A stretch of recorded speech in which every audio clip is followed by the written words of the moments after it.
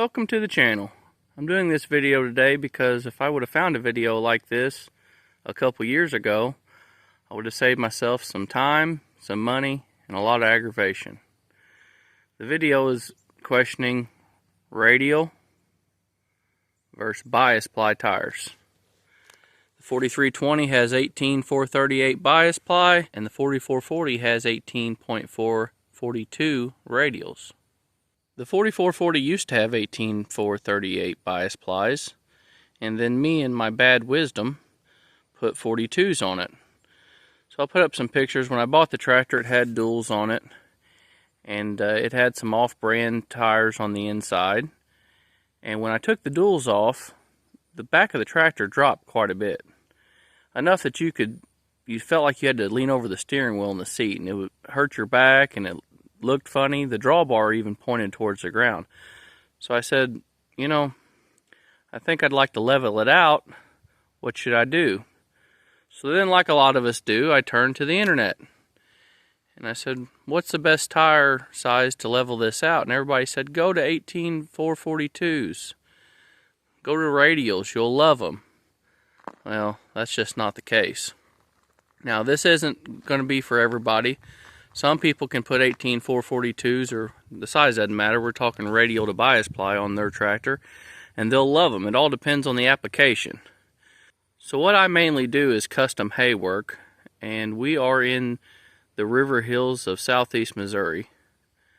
And here we have hills. This little hill by the house here, this isn't nothing compared to what we run on, but for the video, it's all I could find. As you'll see, it's far from flat, but I have run on steeper hills. I think it's probably a little steeper than what the camera's showing, but here's my problem with these tires. Let me get down to it. There's a bias ply. There's a radial. The radials are built differently. The tread doesn't really work with the sidewalls as much. They act separately, allowing the sidewall to flex. That's just made into the construction of the tire. So the sidewall on a radial has a lot more flex. It's supposed to give you more ride, put more of the treads on the ground at one time, give you more traction, and I'm not going to doubt that. But here's the problem I have with radials. I do a lot of steep side hilling. Around here, if we've got hay, and that's all I do is hay, the only reason it's got hay is because it's too steep to run a combine on. So let me show you. I hope it comes up in this camera. Can you see how much of that wheel is slid out? How much that tire is rolling under? It's about 3 inches or better. I know that the camera's not really going to do it justice today. You'd have to be here. But that tire rolls under a lot.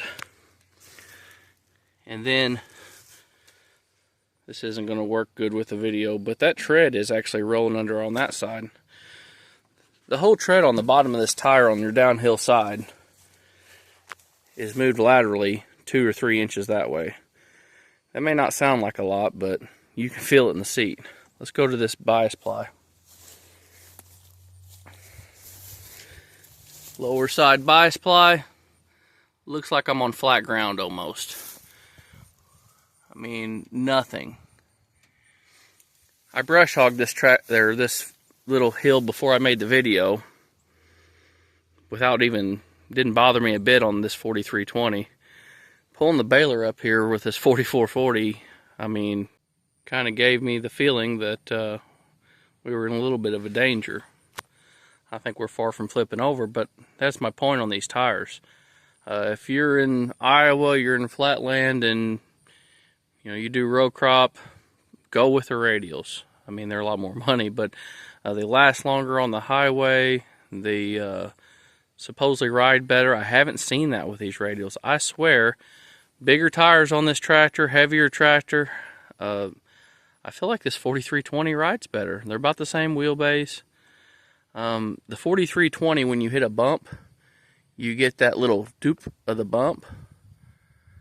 But it seems like with these radials, they've got so much bounce to them that you'll be going down a field and you sit there, you hit a bump and it sits there and you kind of rock back and forth and kind of weeble wobble down the field. I don't know, it's a weird sensation. But these give me the pucker factor on hills. I don't like them. Doing some calculations, those are about 25% tread. I bought them used, got them pretty right.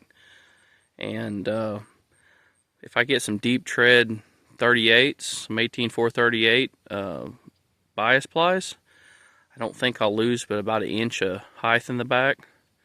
So that's what I'm doing. This winter, this thing's getting 38s back on it. The height don't help either, being up in the air on hillsides, but that's my point of this video.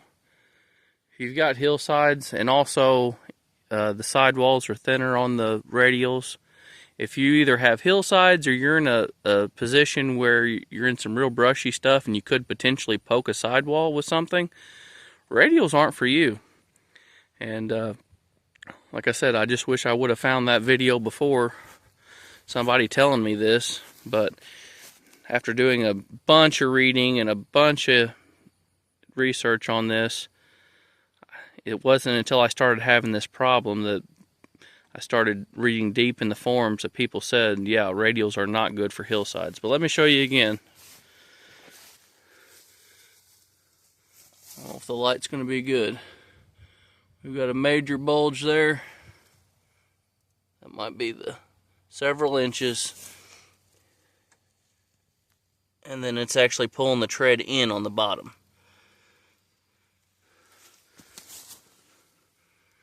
And that doesn't look like much, but when you're in the seat bouncing on a hillside, it feels like you're about to have to crawl out a window.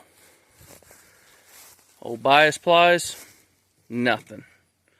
And your hillside, your topside tires don't have most of the weight on them, so they don't really react that much anyway. Like, this is essentially what that tire looks like when it's not on a hillside. They still have a bulge to them. The radials still have a bulge to them. But I know what you might be thinking.